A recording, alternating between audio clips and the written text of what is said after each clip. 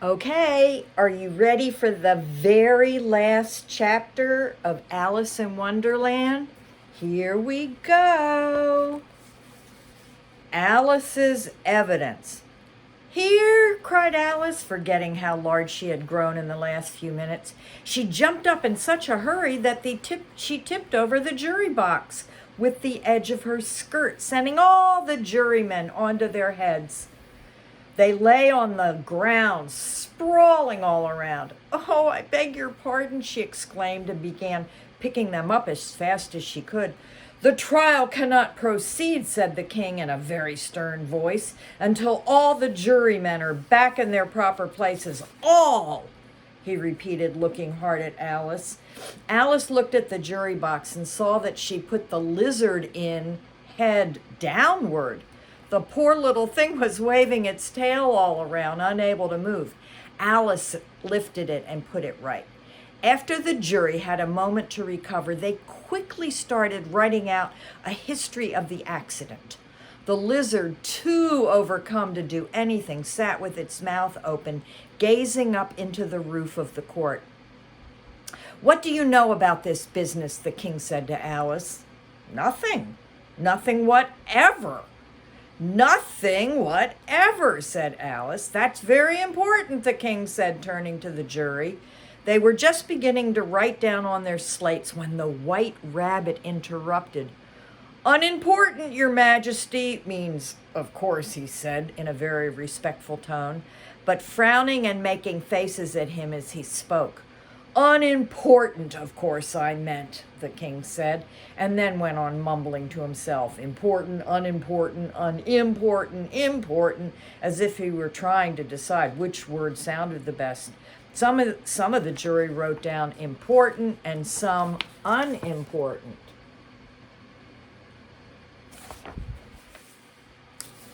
Alice could see this, but it doesn't matter a bit, she thought to herself. At this moment, the king, who had been for some time busily writing down in his notebook, called out, "Silence!" and read out from his book, Rule number 42, all persons more than a mile high must leave the court. Everybody looked at Alice. I'm not a mile high, said Alice. You are. Nearly 2 miles high, added the queen. Well, I won't go, said Alice. Besides, that's not a regular rule. You made it up just now. It's the oldest rule in the book, the king said. Then it should be rule number 1, not number 42, said Alice. The king turned pale and shut his notebook. Consider your verdict, he said to the jury in a low voice. There's more evidence to come yet, please, your majesty, said the White Rabbit, jumping up in a great hurry. This paper has just been picked up. What's in it, said the queen. I haven't opened it yet, said the White Rabbit, but it seems to be a letter written by the prisoner to somebody. Who is it to? Said one of the jurymen. To no one at all, said the White Rabbit. In fact, there's nothing written on the outside. He unfolded the paper as he spoke and added, It isn't a letter at all. It's a set of verses. Are they in the prisoner's handwriting? Asked another juryman. No, they're not, said the White Rabbit, and that's the strangest thing about it. He must have copied someone else's handwriting, said the king. Please, your majesty, said the knave. I didn't write it, and they can't prove I did. There's no name signed at the end. If you didn't write it, said the king, that only makes it worse. You must have meant some mischief, or else you would have signed your name like an honest man. Everyone in the court started clapping. It was the first clever thing the king had said that day. That proves he's guilty, said the queen. It proves nothing, said Alice. You don't even know what the verses are about. Well, read them, said the king. The White Rabbit put on his glasses. Where shall I begin, your majesty? Begin at the beginning, the king said, and go on till you come to the end, and then stop. There was silence while the White Rabbit read. They told me you had been to her and mentioned me to him. She gave me a good character, but said I could not swim. He sent them word I had not gone. We know it to be true. If she should push the matter on, what would become of you? I gave her one, they gave him two. You gave us three or more. They all returned from him to you. They thought were mine before.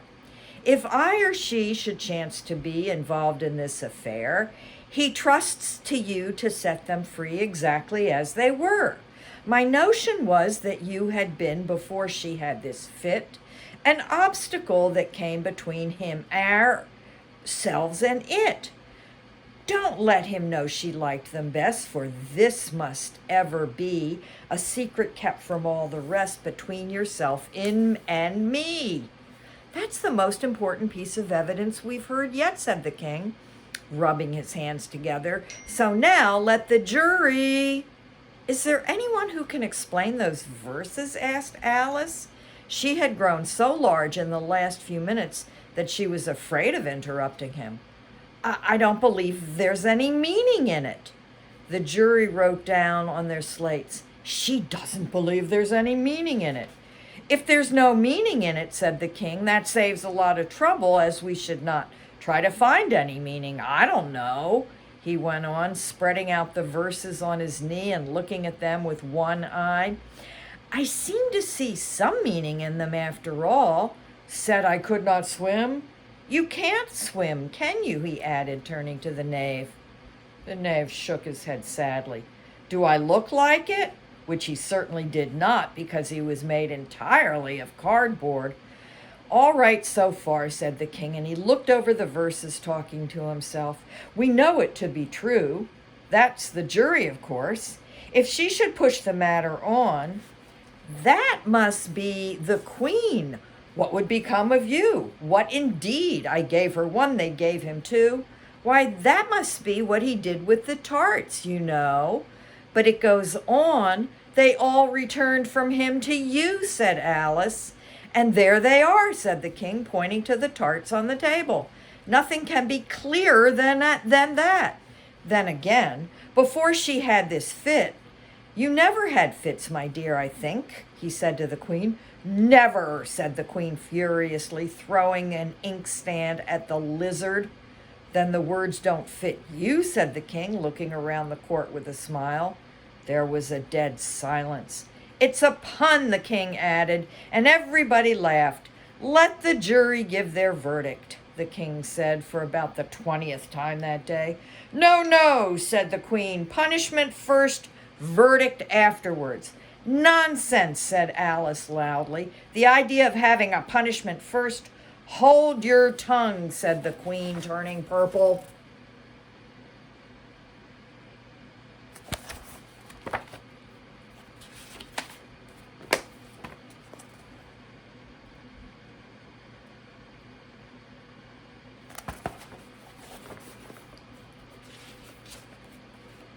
I won't, said Alice.